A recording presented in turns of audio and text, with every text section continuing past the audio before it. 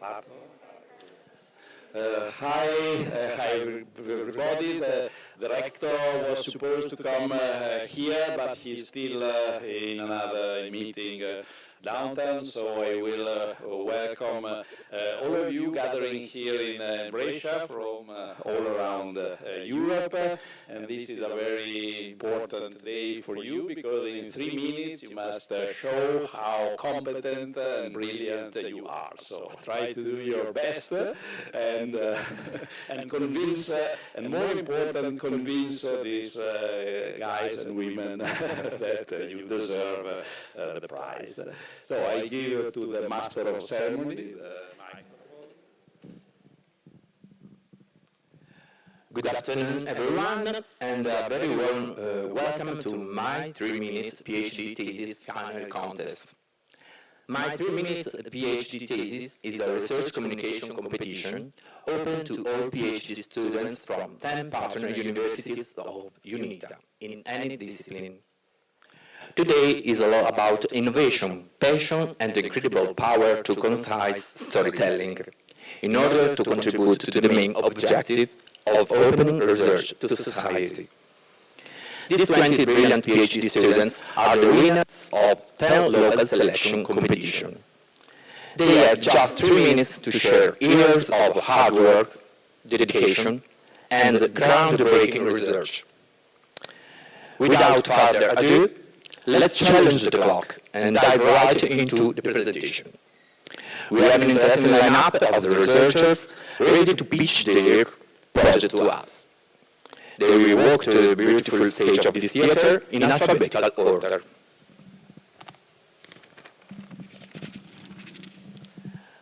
To start us off, please welcome our first research.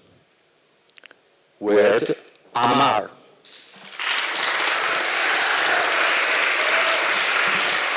From Universitas Mont Blanc.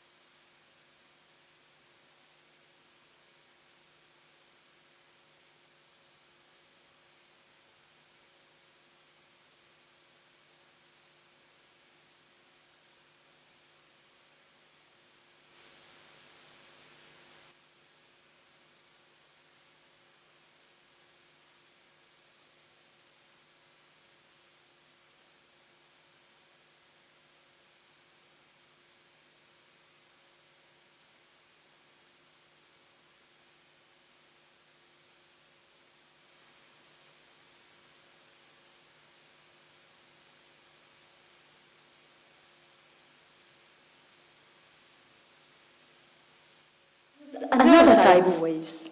In Virgo, we use light itself, trapped between extremely smooth mirrors and traveling over many kilometers. It's like a giant roller made of light. But there is a problem. Earth is very noisy. There is traffic, earthquakes, wind. So how can we hear the universe in all this noise? Well, that's where my work comes in.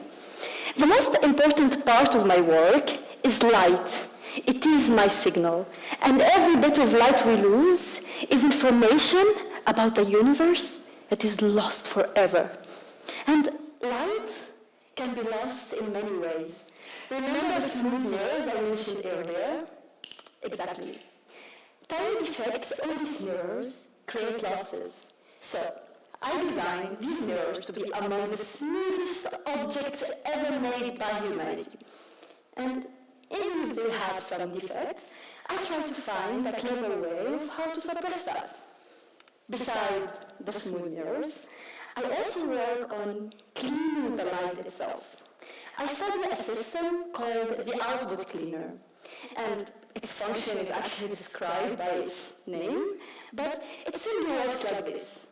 Light carries the gravitational wave signal, but it also carries vibrations and a lot of noise.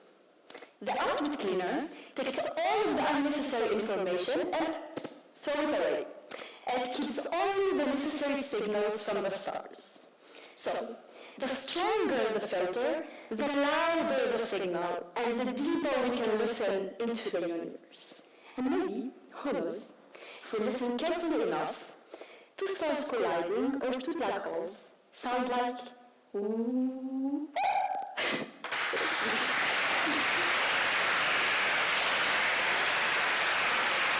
Thank you, Yaki, for your presentation.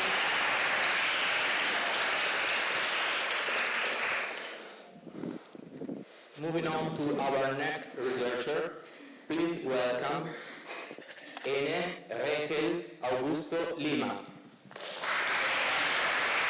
from Instituto Politécnico de Coimbra.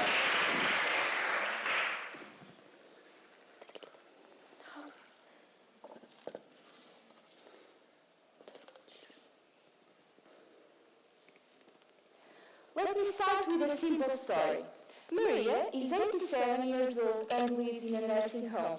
Every day she takes 9 different medications. One day she feels dizzy and fuzzy. At first it seems like just another fall common at her age. But later the doctor realizes that the problem is not her age, but is her medication. Why? Her medicines, when taken together, increase the risk of dizziness and falls.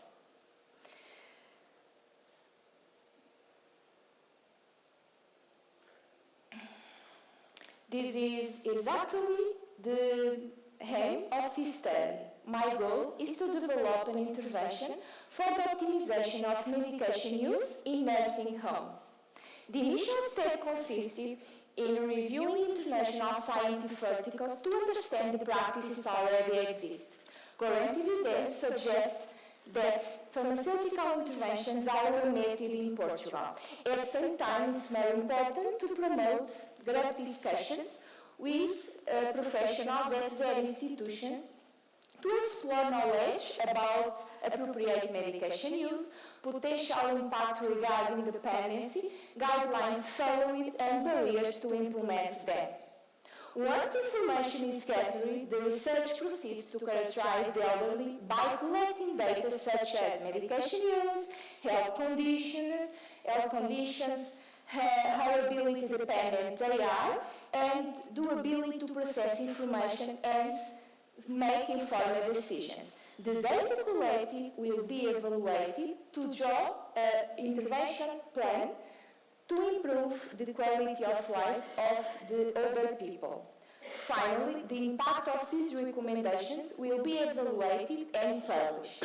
Going back to Maria, her fall could have been prevented if her professionals had carefully reviewed her medication. The key message is, behind every prescription, there is a person. And even small improvements and the medication use can have a positive impact in the quality of life of the nursing home's residents. We are not just optimizing treatments, we are protecting lives. Thank you. Thank you, for your presentation.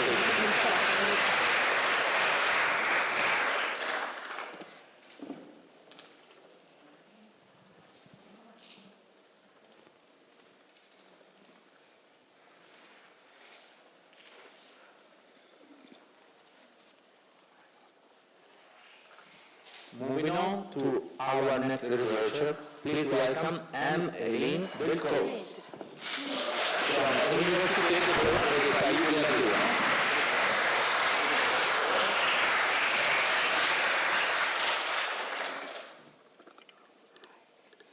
Imagine for the next 180 seconds that you are the mother, a tiny organ, about 10 times smaller than the thickness of a hair, a micro-organ. You are going to relax in a lake or in a river. The sun shines gently on you, bringing you the energy required to grow. The water around you is constantly renewed, providing all the nutrients you need. However, life is not always smooth sailing. Indeed, you can stress out, not like scientists due to deadlines and paperwork, but because of changes in your environment. Sometimes, the sun becomes too strong, and the temperature rises, and the light grows too intense, and the water around you becomes polluted. And yes, you, however, can be as irritated as a teenager without their phone. But how do you express that something is wrong when you cannot scream to your mom that you are losing your life in TikTok? Well, you are microscopic, but clever. Although you can speak or move, you can send out a biological SOS signal. You are not saying, Houston, we have a problem. You release tiny chemical signals called volatile organic compounds, VOC. Messages that travel through water and even through the air. And here is the interesting part. These signals can be decoded by scientists, like me. That's what I do every day for my thesis. I work with different species of microalgae, carefully taking care of them. Yes, you could say I run a tiny algae spa, adjusting light, nutrients, temperature, and pH.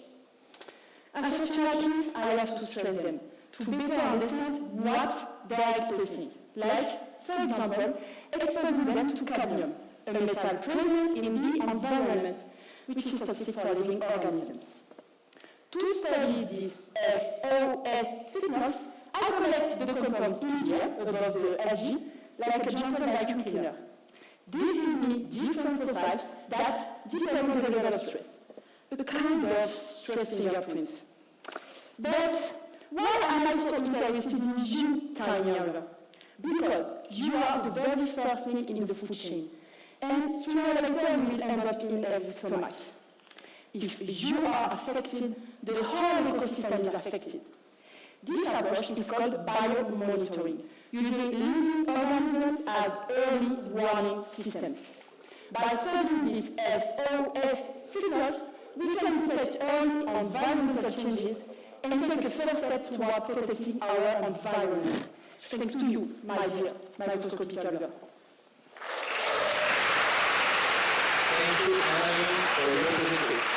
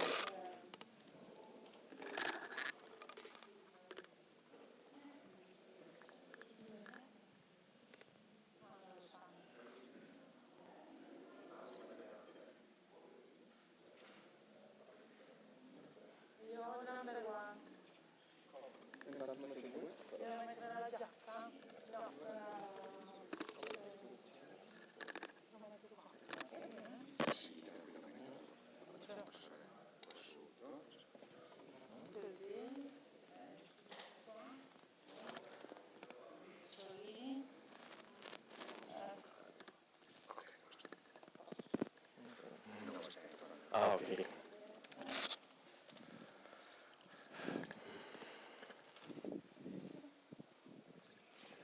Moving on to our next researcher, please welcome Anderson Luis Diaz from Universitas de UNITA.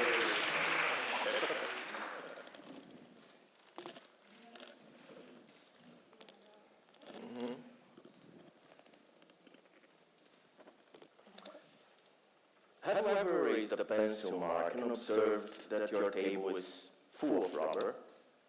Let's think about something bigger, a tire. Have you ever noticed that roads, highways, racetracks are always contaminated with rubber particles and debris? What this is all about? This is all about pollution. Actually, rubber particles are one of the main sources of pollution worldwide. because it easily spreads into environments such as soils, lakes, rivers, groundwater. In addition, the animals in those environments absorb those particles. Animals like fishes, shrimps, crabs, algae. So in the end, we ingest them. And this is a serious problem. Look, rubbers are elastomers. Elastomers are like cakes. You bring some ingredients, mix them, apply some heat in a controlled process, and in the end you have a compound that you use to build parts like tires, seals, gaskets, windshield wipers, belts, or just an eraser. The point is, all those components are based on friction. And friction is the subject of my thesis, in which I took hundreds of rubber discs, exposed them to uncountable cycles of friction, and in the end I have gigabytes of data and kilos of rubber particles. I analyzed them, their shape, aspect, color, texture, size, and I decided this is not enough. I need more data. I need more information. And eventually, more trouble. So I decided to photograph them with a hyperspectral camera. A camera that sees the invisible, at least for us, which is the reaction of the material with the light. And this is important because all those rubber components, during friction, change its properties, its status, its condition, its reaction with the light. I captured this reaction with my camera. I combine with my gigabytes of data, and I can build algorithms with artificial intelligence for predicting rubber components operation like truck tires. But I have to be honest. In my PhD thesis, I have more doubts than answers, because I realized that I'm the only researcher applying such a technique in the way that I'm doing. And this came with a lot of uncertainties. However, there is one certain. Now things that were invisible are now visible, so I can make the proper questions in order to obtain the better answers. Thank you, Anderson Luke, for your presentation.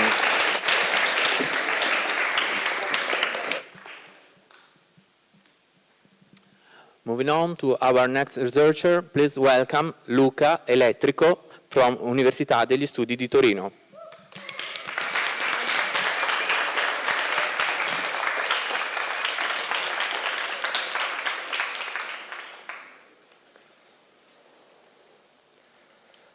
What if I told you that your body can remember the past? And no, I'm not talking about your brain, that we already know. Right now, I'm telling you that your skin has a memory of what happened to you in the past. Let me explain. Raise your hand if you ever got yourself a cut, a bruise, a scratch. Oh, so many of you, me too, but no worries. Your skin is a super powerful organ that is able to regenerate itself after an injury. But what happens if you get injured twice on the same exact spot on your skin? This is the question I focused on during my PhD, and the answer is surprising. If you get injured twice, the second wound closes faster. How come? The first wound has left a permanent mark on the DNA of your skin cells, so that they already know how to do their job, similar to what happens in our immune system to fight infections. In other words, skin cells with a wound memory are ready to step on the gas as soon as another injury occurs. So skin wounds come along with a bright side too. And why is all of this of any relevance for human health? Well, if we could find a way to turn this memory on without the need for an injury, this would prevent so much suffering in patients with chronic wounds, like in diabetes or after severe burns. So far, so good, but reality is more complex than it seems. Your skin is not only filled with tons of cells and chemical substances, but also a myriad of microscopic bugs. These microbes are so small, like 100 times thinner than your hair. Yet, they can do incredible things, like colonize almost any place in the organism. They are so important to our health that there is no such thing as us and them. In fact, we are one. So my research question now is, can also these bugs on the skin remember previous injuries? I discovered that a bacterial species, Staphylococcus aureus, increases during the first healing, but it increases even more upon the second injury. That sounds familiar, right? Yes, this is a clear memory behavior. It means Staphylococcus aureus remembers what happened on the skin and then adapts to this new environment. Everybody knew this bug is a very harmful infectious agent, but in fact, it thrives in consecutive skin wounds without impairing tissue repair. Scientists usually split bacteria as good or evil for human health, but in the end, is this difference even true? Lots of questions are still open, but one thing is clear to me. One injury is forever. You will never forget it, not even your skin and bacteria will. Or, as I always say, once you get a scratch, you will never go back. Thank you, Luca, for your presentation.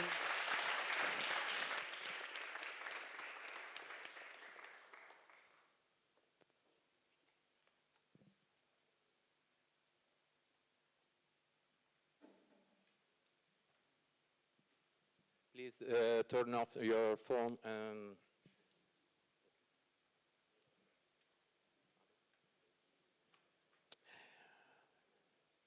Moving on to our next research, please welcome Anita L. from Universitat Pública de Navarra.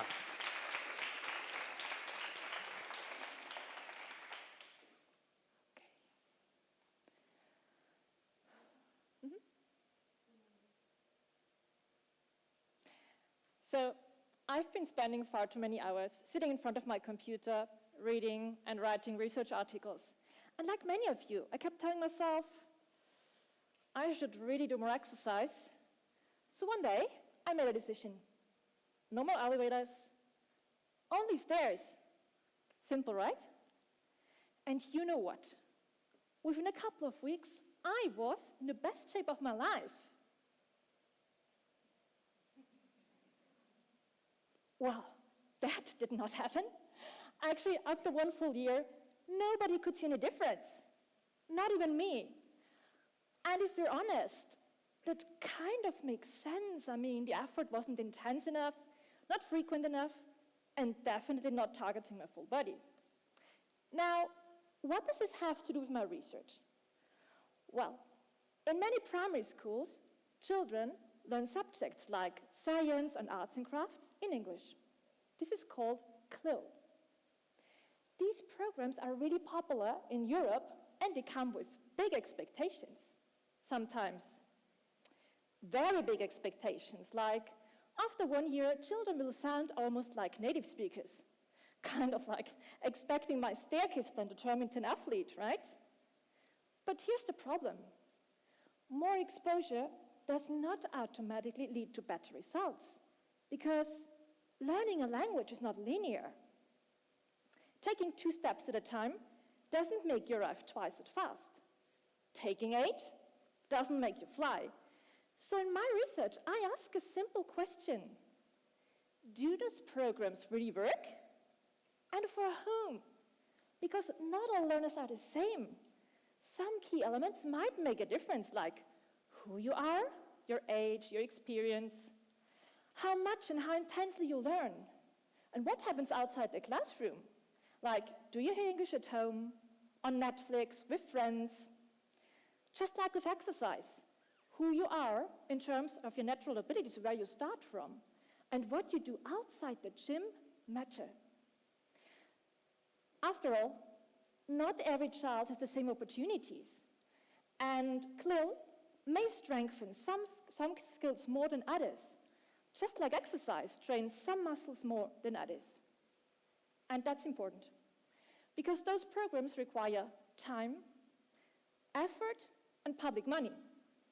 So by looking at the full picture, my research helps set realistic expectations and design better programs. So we don't just climb stairs, but we actually get somewhere. Because in the end, it's not just about taking more steps, it's about taking the right ones. Thank you, Anita, for your presentation.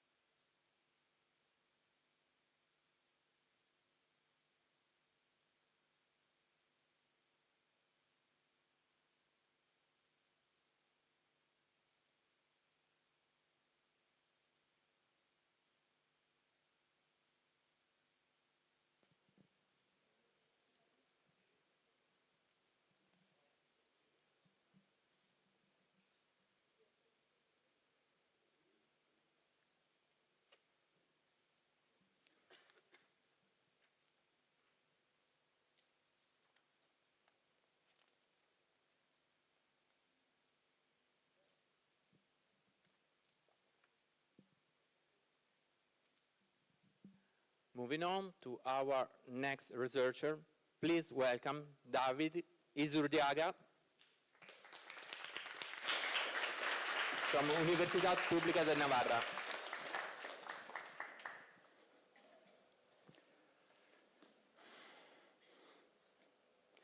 Would you really trust an enemy to take care of your own food? I know, it sounds absurd, and probably the answer is going to be no, right? Yet, that's exactly what I do in my research. Nowadays, modern agriculture heavily relies on chemical fertilizers. And of course, they work, they're fast and effective.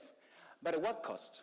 They degrade our soils, pollute waters, and they are unsustainable in long term, aside from affecting our health. So the question we face is, can we grow enough food without harming our planet and ourselves? Can we produce in a more natural way without losing food quality, or maybe even improve it? Well, here's where my bad guy comes in. I work with a fungus. It's called penicillium, and it's not exactly a plant's best friend. In fact, it's a phytopathogen. In other words, a microorganism that naturally attacked plants. And farmers don't like him at all. So what do you do someone that gets plants sick? As in the strange case of Dr. Jekyll and Mr. Hyde, every living organism has two sides, a harmful one and a beneficial one. And the key is simple, not to eliminate the bad, but to separate it from the good. Think of penicillium as a tiny factory. As it grows under specific conditions, this fungus releases compounds into its media. And what I do in the lab is completely filter out the fungus, keeping only that cocktail of molecules.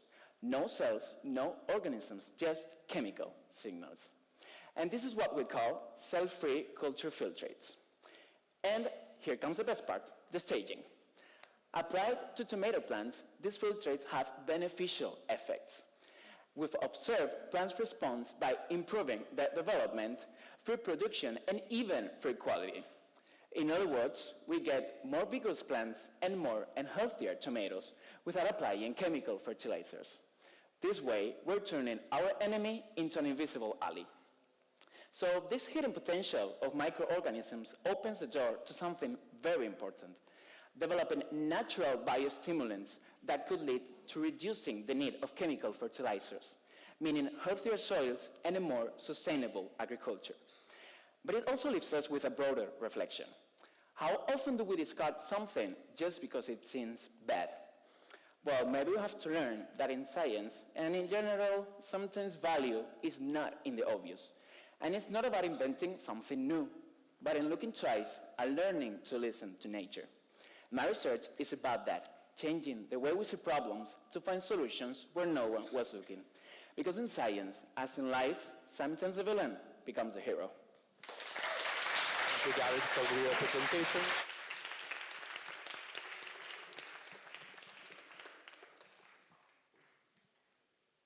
Moving on to our next researcher, please welcome Teodora Lattanzi from Università degli Studi di Torino.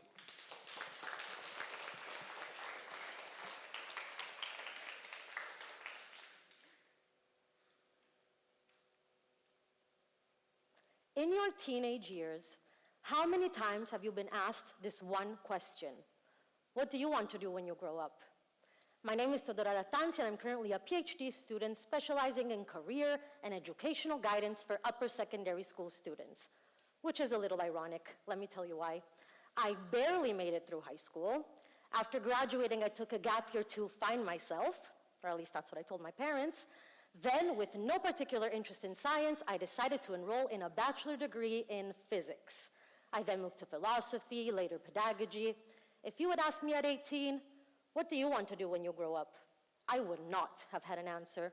And young people today are being asked that same question, but in a world that feels far less stable.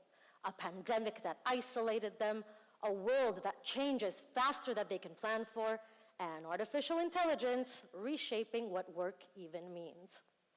Through my research with over 10,000 students, I realized something important. My confusion wasn't a personal failure. It was a symptom of a systemic shift. We used to see careers as linear trajectories, a straight line that you follow. But today, a career is much more like a collage or a mosaic, a collection of experiences built over time. And in this context, that simple question, what do you want to do, can become extremely overwhelming.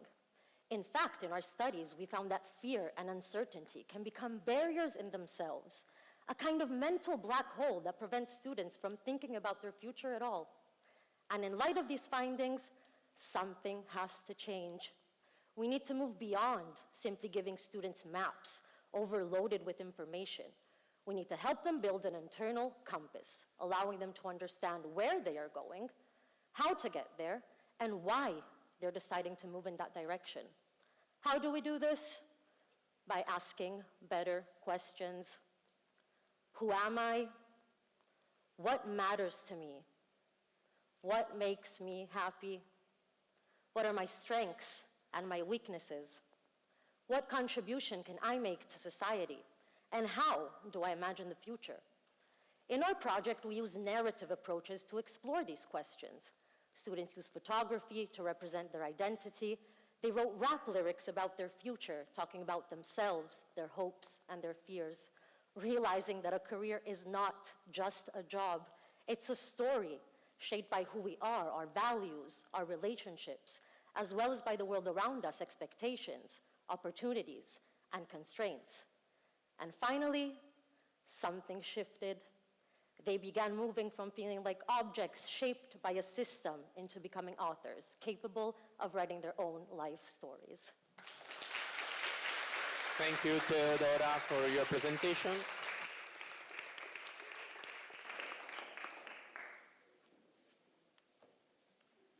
Moving on to our next researcher, please welcome Alexandra Lugova from Université Savoie-Mont Blanc.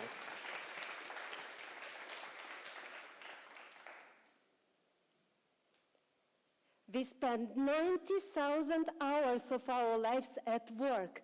We work hard trying to achieve a fairly good life, but life is not always fair.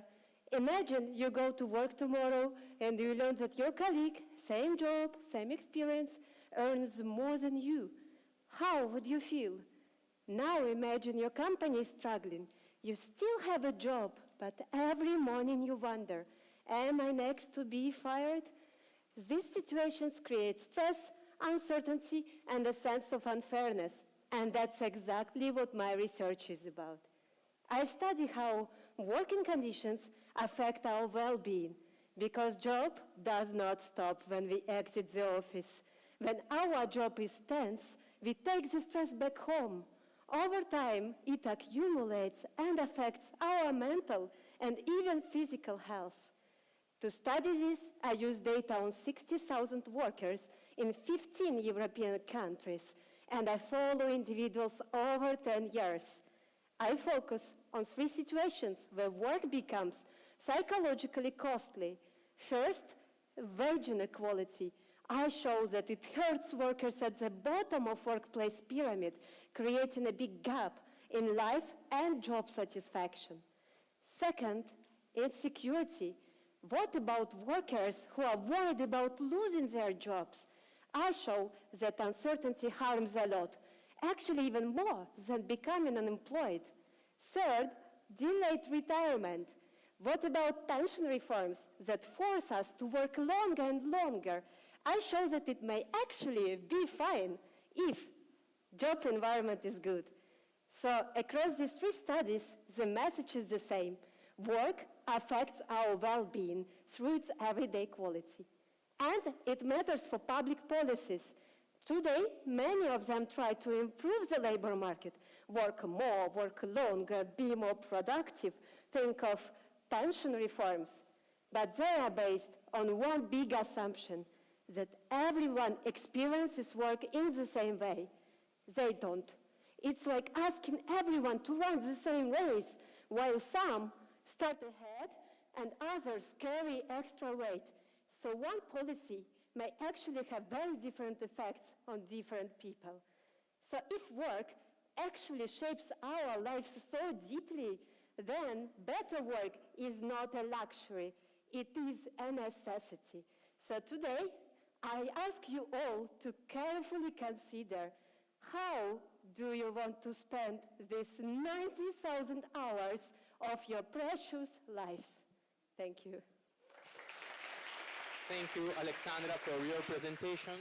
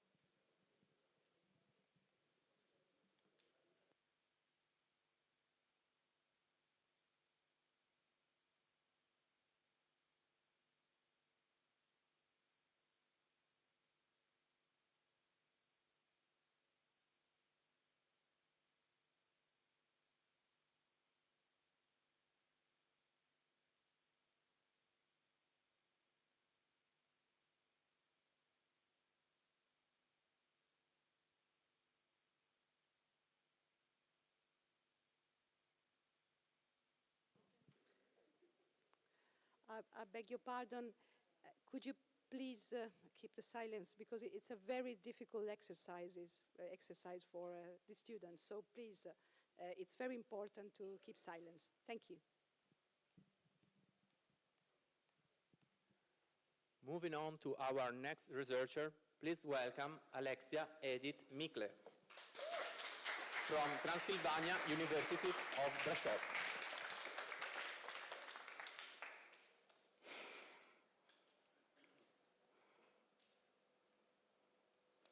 Have you ever felt like, oh, I need to buy this, and then later on look at it and be like, why did I even want it? Well, you are not alone. We have all been there, scrolling, clicking, adding things to the cart, believing we are fully in our choices. But what if I tell you that we are being influenced? What if I tell you that somebody already knew how to make you want it? Marketing used to target your wallet, but now it targets your brain. Every day you are exposed to hundreds of messages designed to feel more personal and trustworthy, with phrases like, you may want to check this out, or based on what you liked before. And when something feels personal, you are more likely to want it. Add influencers, ads, and constant exposure, and suddenly a product feels a must-have. This isn't random. Seeing the same message over and over again can shape our decision. And the scary part, manipulation isn't always obvious. Sometimes it feels completely natural. Let me give you a simple example. When we see a lemon, bright yellow and fresh, being squeezed, for many of us, salivation just kicks in. We don't decide it. It just happens. That is a psychological reaction triggered by a simple act. And this is exactly my point. If something so simple can create a reaction that you cannot control, think about what happens when a website is designed to lead you step by step. The buy now button stands out more than the others. The option they want you to choose is highlighted, and most of the time, closing the pop-up can feel like such a drag. You are not just scrolling, you are being led. My research is about making sure that kind of influence stays far away from you. At the core of my work is one big question. Where is the line between being influenced and being manipulated? I run experiments where people are watching advertisements while I track their emotions, attention, and reactions in real time. I also use surveys, focus groups, and neuromarketing experiments to understand how people perceive different ads, which ones they find manipulative, and to what level. Because this shows us that what they think influenced them, it's usually not that. It's something completely different. So based on this, I'm developing an ethical guideline and an evaluation scale that shows us the level of influence behind different marketing strategies, so both consumers and companies can clearly understand what is happening. So I'm not against marketing, no.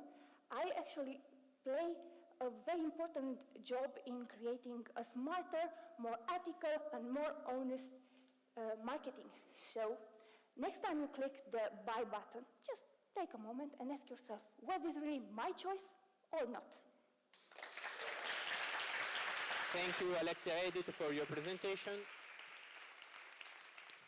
Moving on to our next researcher, please welcome Stefania Morandini from Università degli Studi di Brescia.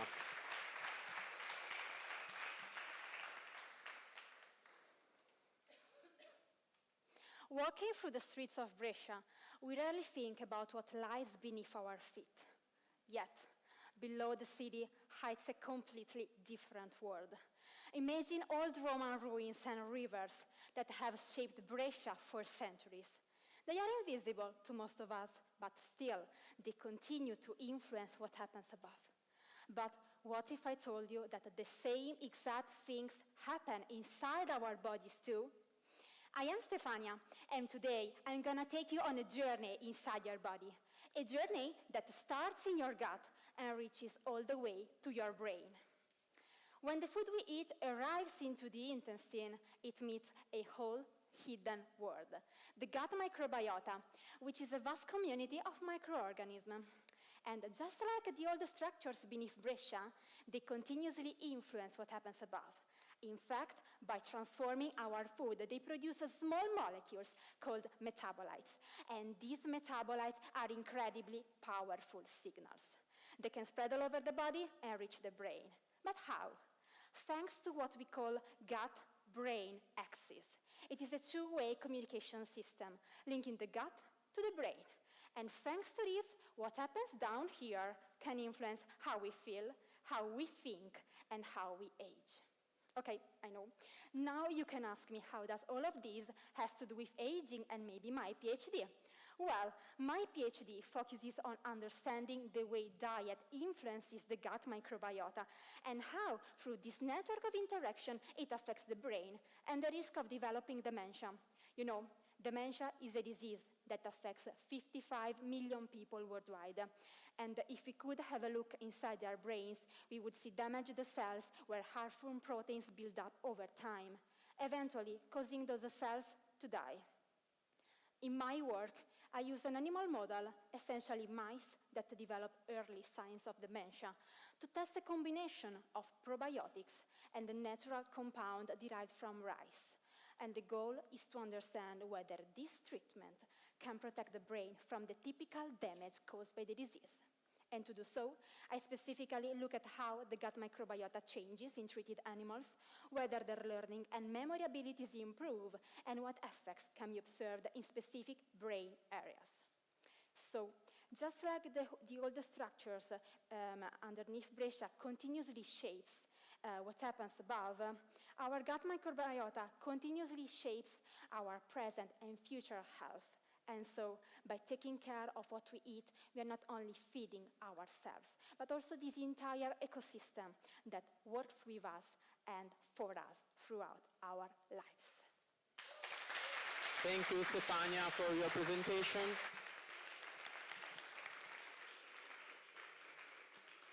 Moving on to our next researcher, please welcome Slaven Nikic from West University of Timisoara.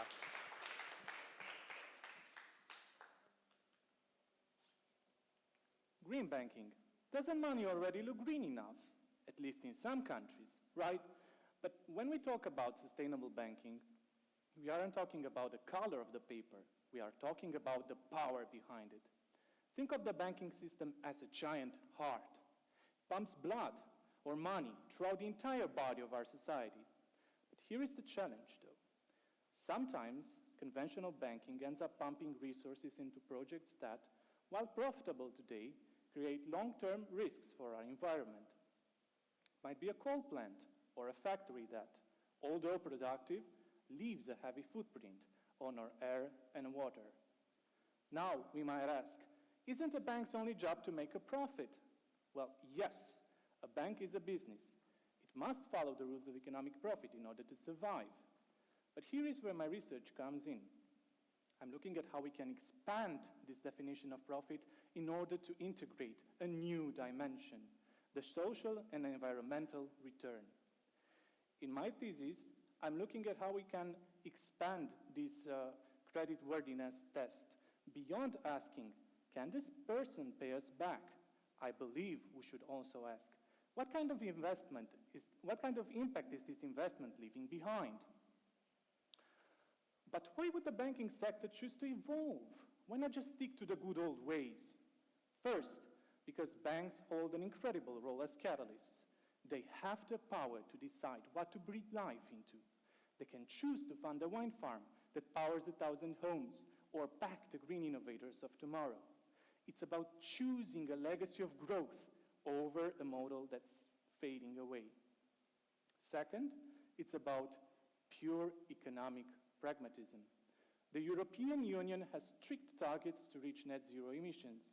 This means that highly polluting industries will eventually face a slowdown.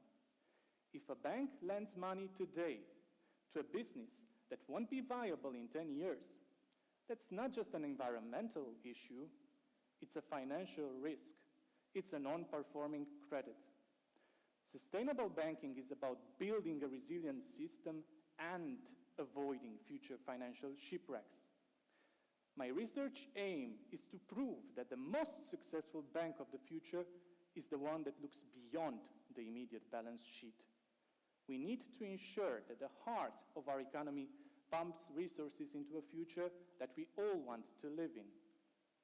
So, next time you see a green banknote, ask yourself, is the bank behind it making sure that our future stays just as bright? Thank you. Thank you, Slaven, for your presentation.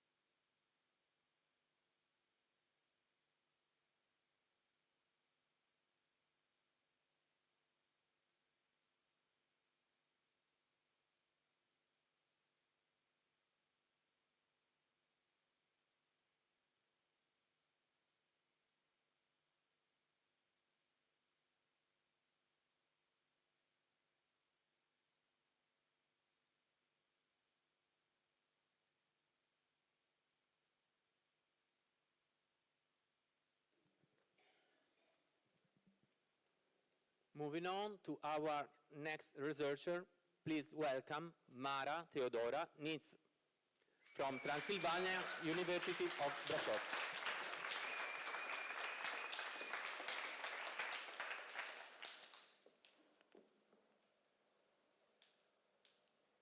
Imagine this. Two colleagues start their first day at work. Let's call them Anna and Michael.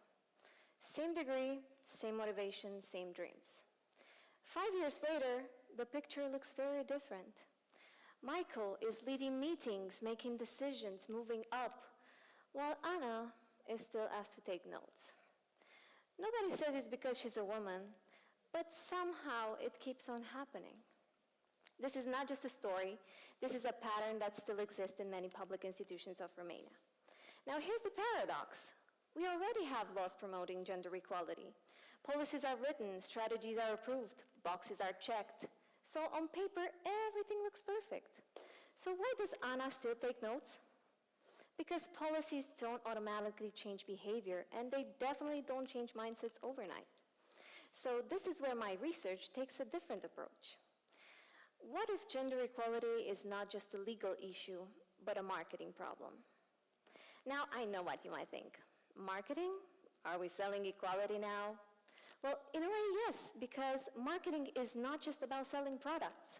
It's about convincing people, shaping behavior, and influencing attitudes. And this is exactly what gender policies are trying to do. And that's why I use a lot of marketing tools like surveys and focus groups in order to explore how these policies are communicated inside these institutions, how employees actually perceive them, and why reactions like resistance or indifference may appear. So think of it like this. Public institutions are trying to promote equality as if it were a campaign, but imagine launching a campaign that nobody understands or relates to. What happens? People resist it, ignore it, or they try to accept it, but they will continue as before. So that's why there is a need to a new approach. Using these marketing tools and surveys, I aim to design better strategies, ones that don't just inform people about equality, but make them care about it, see themselves in it, and act on it. Because without real engagement, nothing really changes. And this goes beyond the workplace. Because if in public institutions are the ones that set the tone for society, and if equality doesn't work there, it's much harder to make it work anywhere else. So maybe the real challenge is not making better strategies, maybe it's telling a better story, one that people feel part of, believe in, and one that finally gives Anna not just a seat in the room, but the voice at the table. Thank you, Mara Teodora, for your presentation.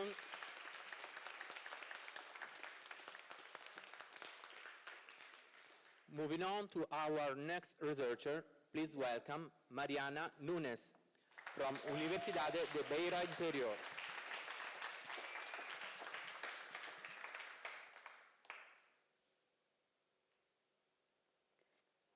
It's 5 a.m. in a hospital.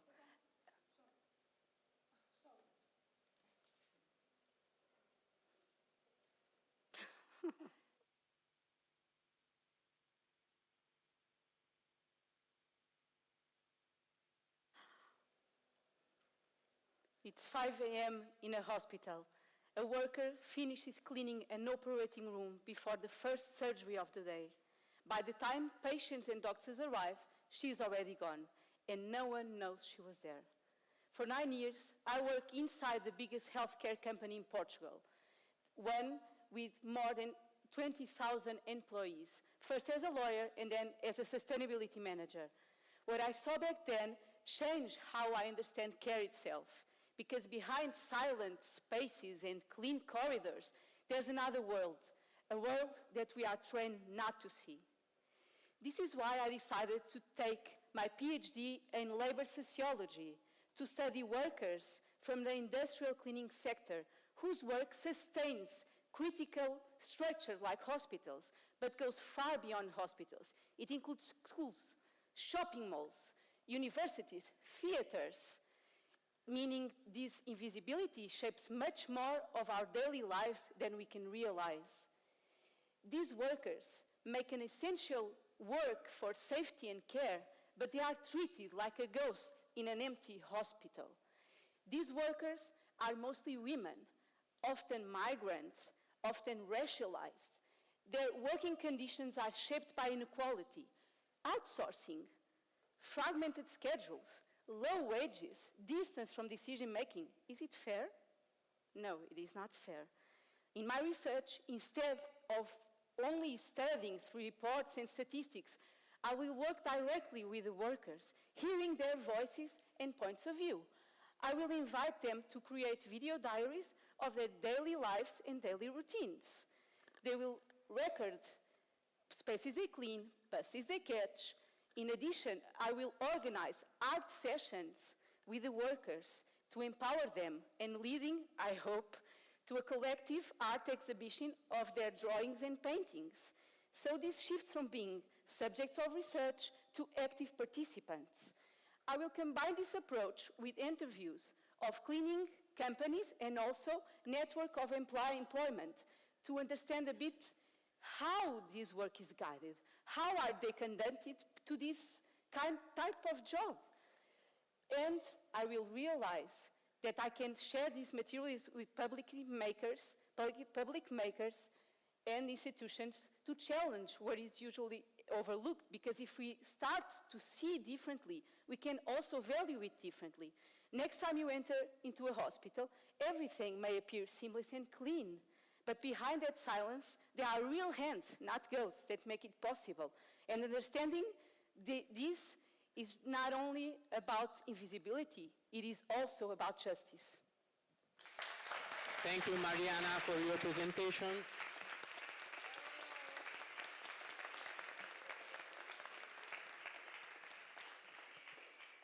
Moving on to our next researcher, please welcome Ismael Perizé Badia from Universitas de Zaragoza.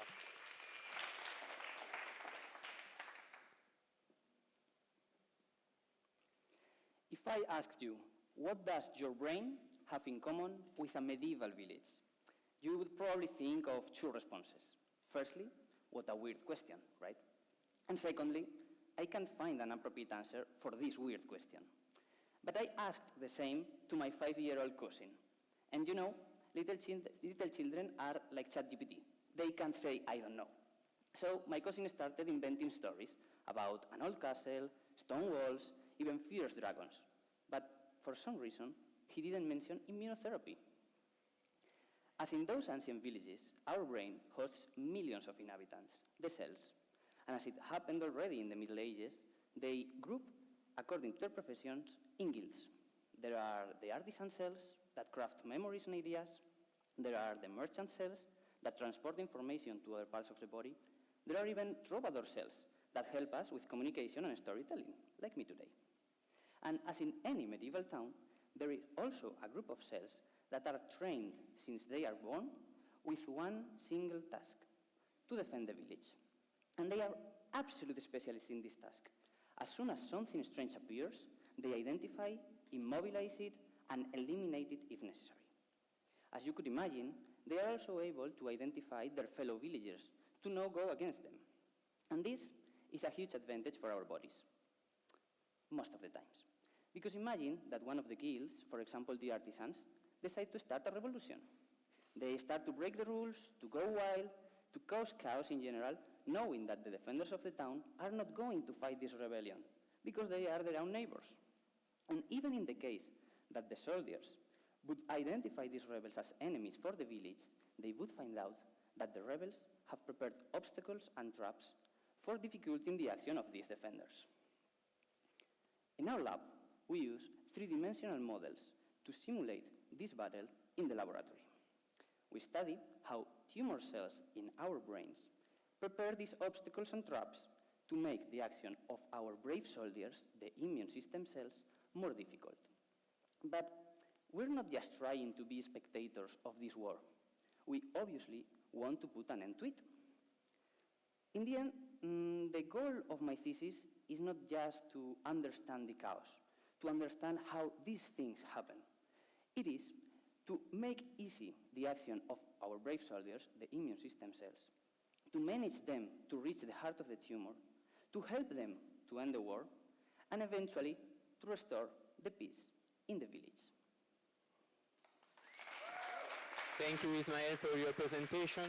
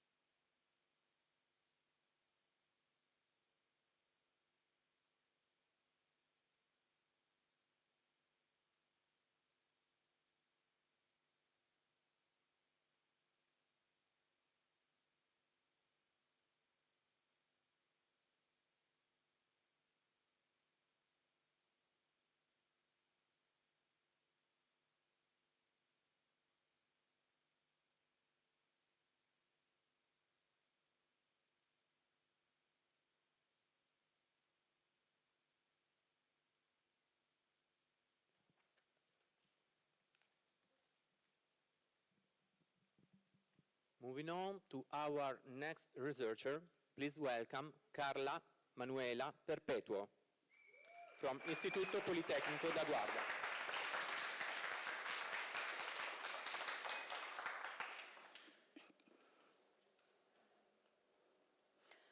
Do you remember the 80s? In my generation, someone aged 40 or 50 was considered old. They were the grandparents with gray hair and walking sticks. Today, I'm 46 years old and I'm still in the prime of my life. But prolonging our youth comes with a catch. Living longer is a triumph, but it brings a massive challenge. Our bodies eventually begins to need help. Suddenly, our bedside table are cluttered with little colorful boxes. One pill for blood pressure, another for cholesterol, one for sugar. My research began exactly there, when longer life became the daily challenge of managing medicines correctly. Please, look at this picture. This tower stone is beautiful, isn't it? But it is also incredibly fragile. My evaluation among low-income older adults in Portugal revealed problematic health literacy levels. Imagine that each of these stones represents a daily medication. The data shows that over 45% of older adults take 5 or more medicines daily, struggling with complex schedules, forgotten doses, and the practical difficulties in taking medicines correctly. Facing economic barriers, they built this tower without instructions, in the dark.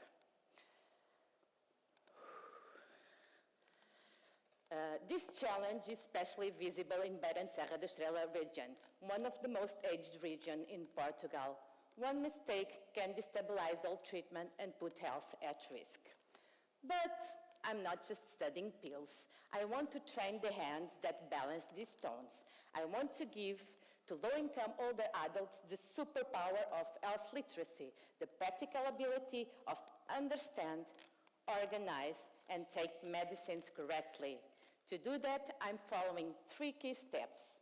First, identifying the main medication problems, then adapt tools to detect them. Then I will create interventions that will help improve the ability of older adults to manage their medicines correctly. Finally, I will test whether this intervention improves understanding, confidence, and the safe use of medicines.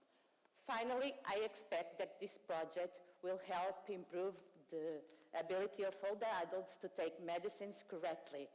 This could translate into fewer mistakes, fewer visible hospital visits, and more independence at home. I want that Mr. Antonio and Mr. Maria from the inner part of Portugal have more independence and more autonomy, because when treatment is understood, medicine stops being a burden and become a tool for living better, promoting healthier aging. Thank you, Carla Manuela, for your presentation. Moving on to our next researcher, please welcome Patricia Pineiro from Universidade de Beira, Interior.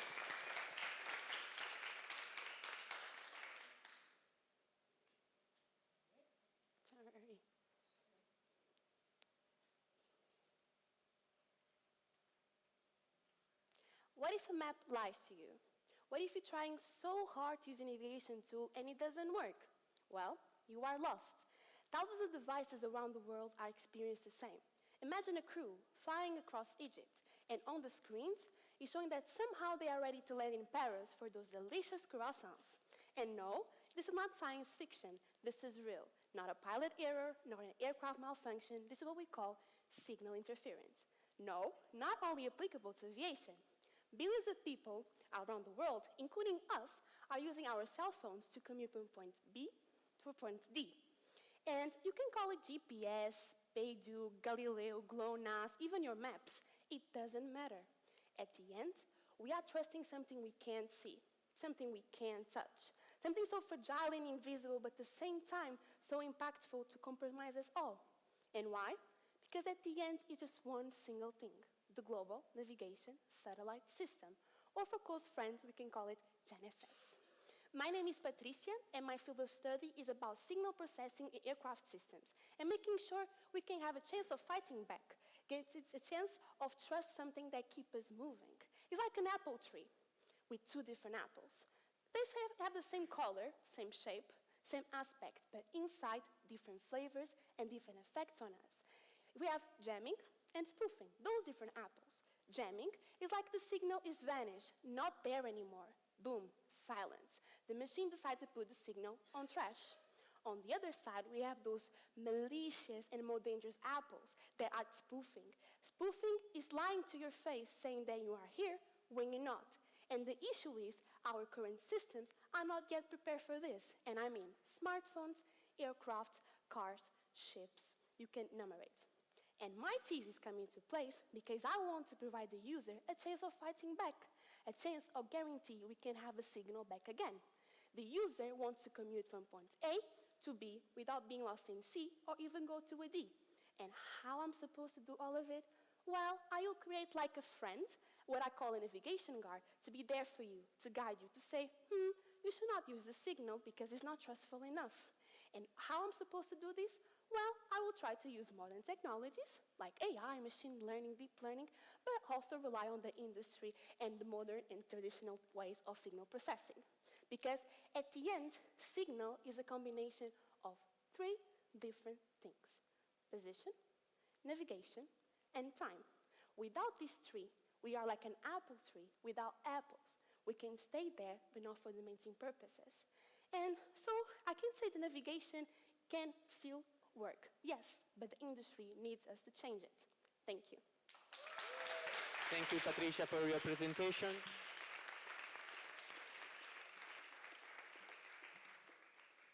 Moving on to our next researcher, please welcome Felipe Spena from Universités de Pau et des Pays de la Dure.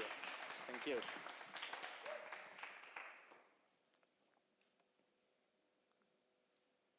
Did you know that to feed the fish we eat, we end up fishing more fish to feed the fish? That doesn't sound very logical, does it? Or at least it's not very sustainable. That is exactly why in the project I'm working on, we study aquafeeds. My research raises a simple question. Can we safely change the way we feed farm fish without risking contamination? To do so, I would like to introduce you to the world of imaging. Everyone knows about canned tuna, right? Well, its production comes with a bunch of leftovers and they do not make it into the final product.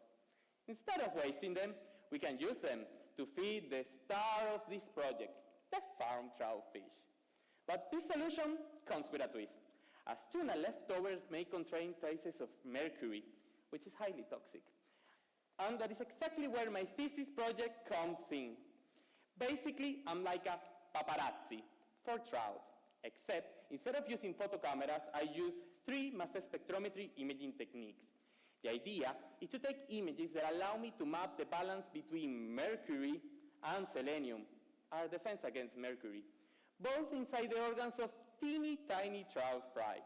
With these images combined, I will be able to know if the alternative diet is good for the fish development and if it's safe for us. However, this photo shoot can be tricky. Let's imagine that for every single photo I want to take, I first have to build a completely new photo studio from scratch. That's what I call my meta development. And in each of those studios, I need to get an image with enough resolution to find a needle in a haystack. Let me be clear on that. It's like trying to capture a photo of your favorite artist among a 10 million people crowd. Once I have all the images from these different cameras, I can start understanding how the nutrients are distributed inside the fry and how these new diets impact the fish we farm. It is almost as if, with the mass spectrometry cameras I use, I could check whether the breakfast you had this morning actually gave you the nutrients you needed or not. So far, I've optimized the first camera to identify where selenium and mercury accumulate. And soon, we'll be optimizing the other 2 cameras to get insights about proteins and other vital molecules. In conclusion, my project aims to study if these new fish diets are safe, and most of all, to make aquaculture more sustainable through multimodal mass imaging or a paparazzi photo session. So, from now on, whenever you eat fish, do not worry. My photos will make sure that is safe, and most of all, that is sustainable for our planet. Thank you very much. Thank you, Felipe, for your presentation.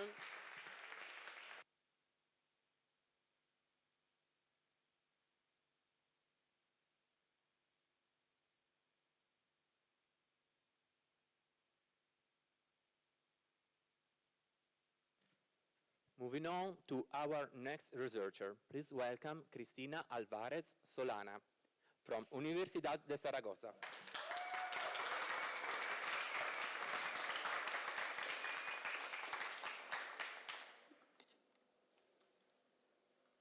Do you remember back in the school when we had to memorize the invention of the wheel? It was one of humanity's greatest milestones. Without it, there would be no transportation, no years, and no industrial revolution. But today, I'm not here to talk about cycles. I'm here to talk about bananas.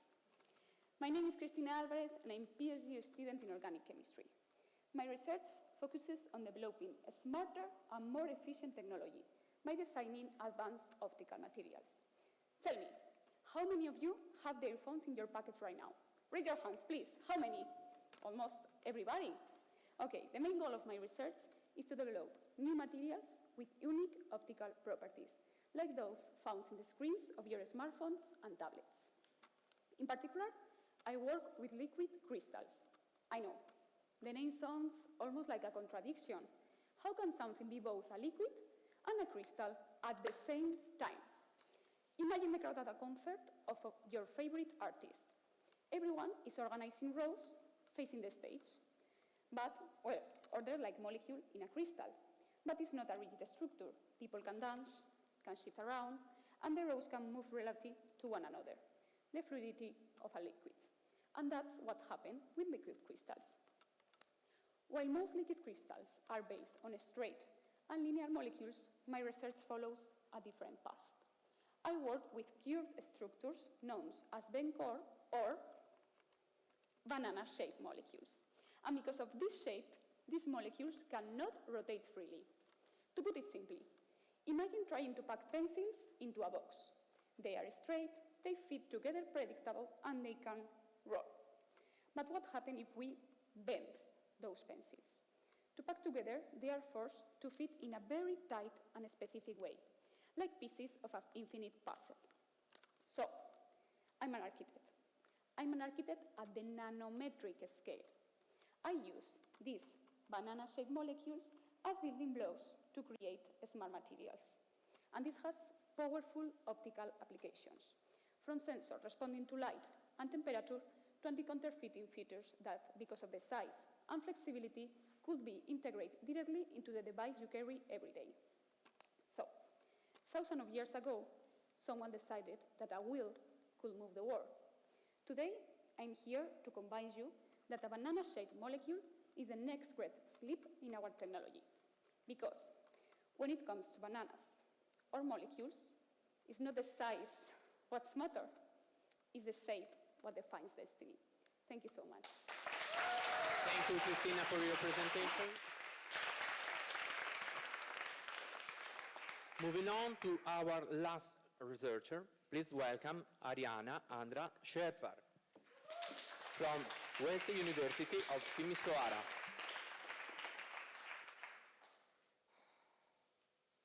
Preparing myself for this speech, I found myself obsessing over the little details. Do I blink too much or too little? Did I swallow too loudly? Does the last speaker even matter? Listen, the closer you look, the less you see. And in the next 3 minutes, I'll prove that to you. Think of the night sky with its countless shimmering stars.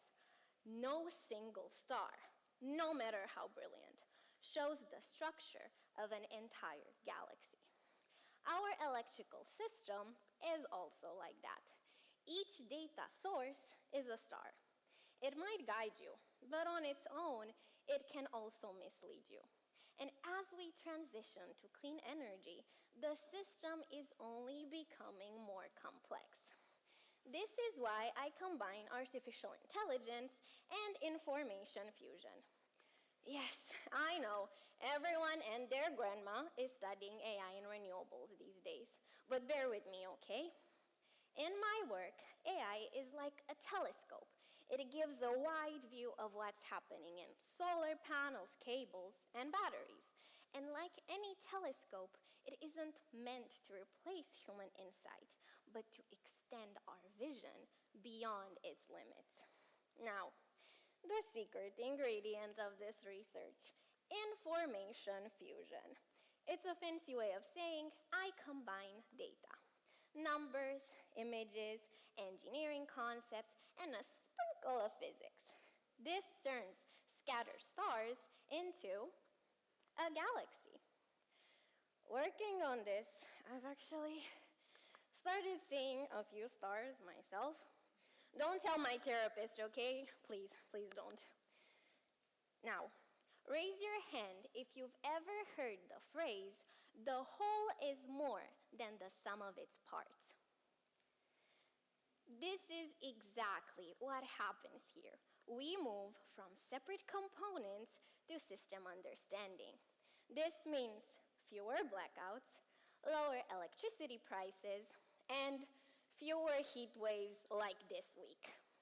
So I don't think we should look closer. During this talk, you probably analyzed my swallowing, blinking, and your watch. Don't get lost in the details like I did. From galaxies to electrical systems to 3-minute speeches.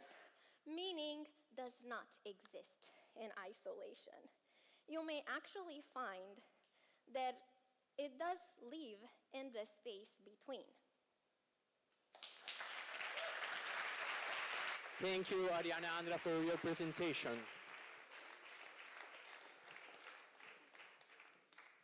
What an incredible showcase of talent. All our participants did an amazing job today. Let's give them one final big round of applause.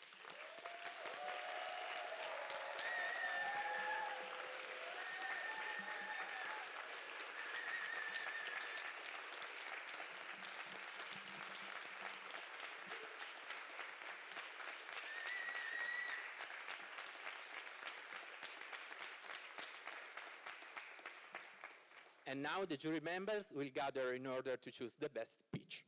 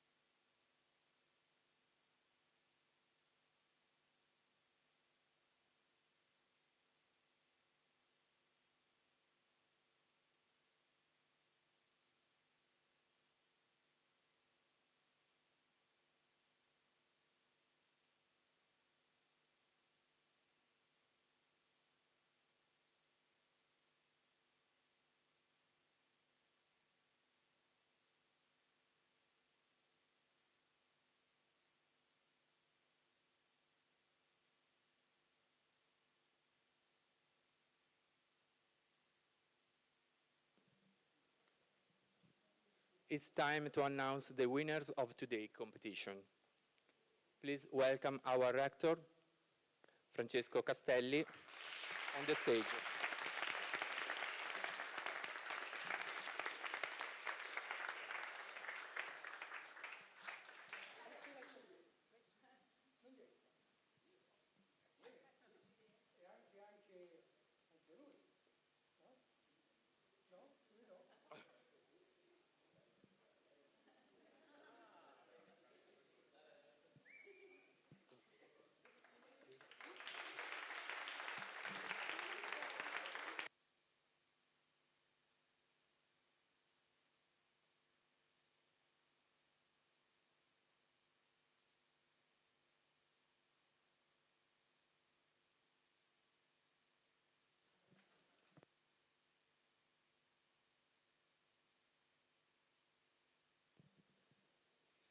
The third prize goes to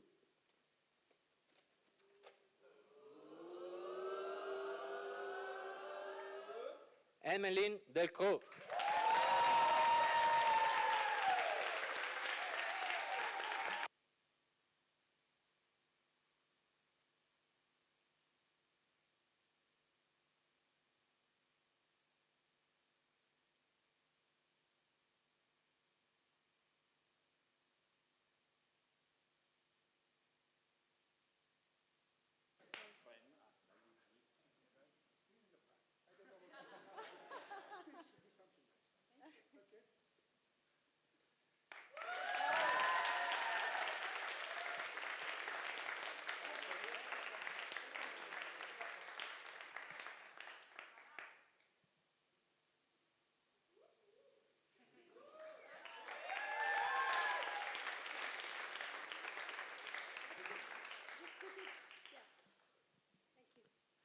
The second prize goes to Ariana Andra Sherpar.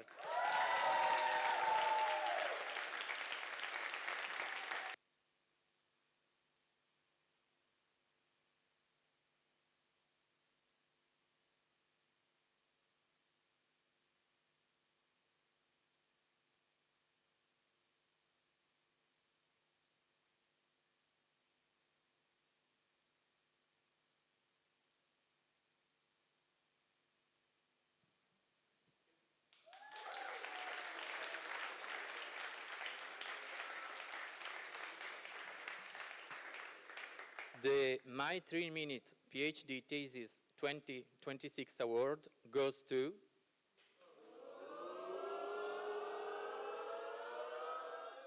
Luca Elettrico. Congratulations.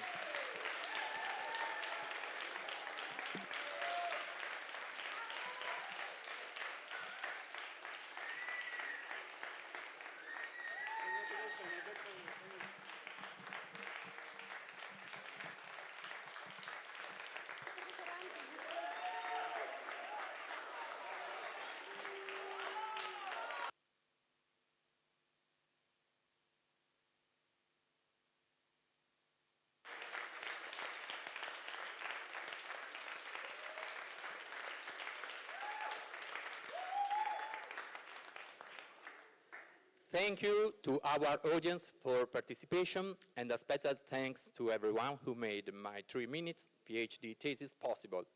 Have a wonderful rest of your evening, and see you next time.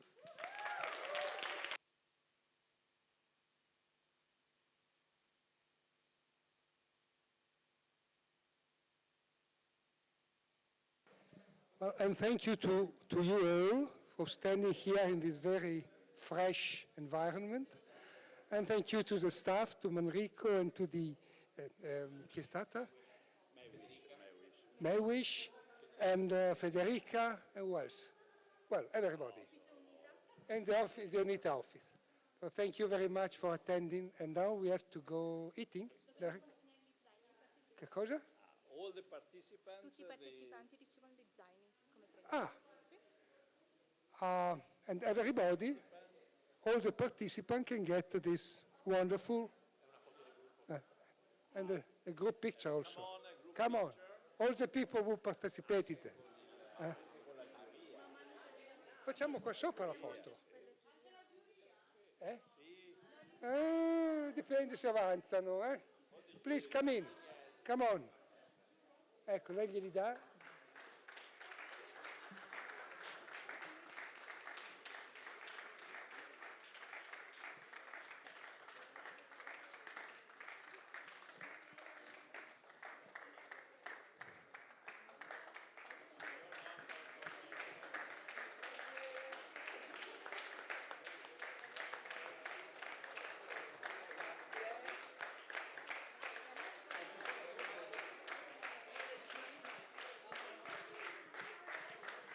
Ci stiamo tutti?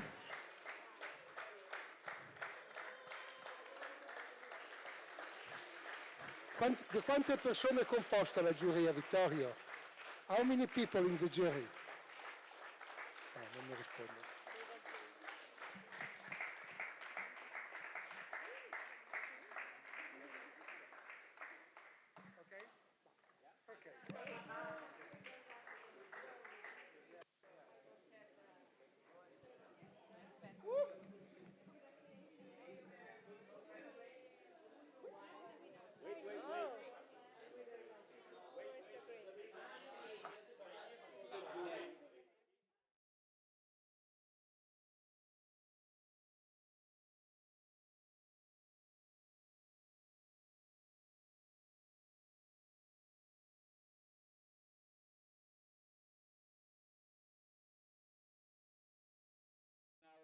One.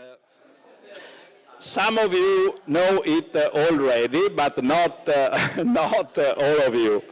Okay, one of the students pointed out that today we are prisoners of the influencer, of the marketing on our smartphone. They force us to do everything, and we have no more time to speak, to listen to the other people, to enjoy staying together, and so on. And so we did not invent, because this is an idea of a student of a school of art who said, okay, I invent this one, which is called a mobile phone box. What is this one? It is a box like a Lego. It is done with by hand by a company of disadvantaged people, so it has also a social value from an idea of this student. And it is the mobile phone box. What is its purpose? So when you go back home after a hard day of work, and you sit on the table with your dears, you take it open, you put your smartphone inside, you close it, and you restart to speak, to listen, to make love if you want, so I don't know, with your partner or so on, and not staying always on your smartphone. And it is Lego, so it can become for a family. If you are a family with 4 people, you can add together, and you regain the freedom of speaking, listening, and taking your time. So for you, it is this idea, and it has a history behind because of this story. Okay, so for each of you. Okay, you can put inside chocolates and so on, which is another purpose you can do. Ok, chi è che ce deve averlo ancora? Tutti ce l'hanno? Tutti ce l'hanno? Ok. Everybody did have it? Ok, va bene. Dunque, questo dov'è? Ah, mettiamo qua?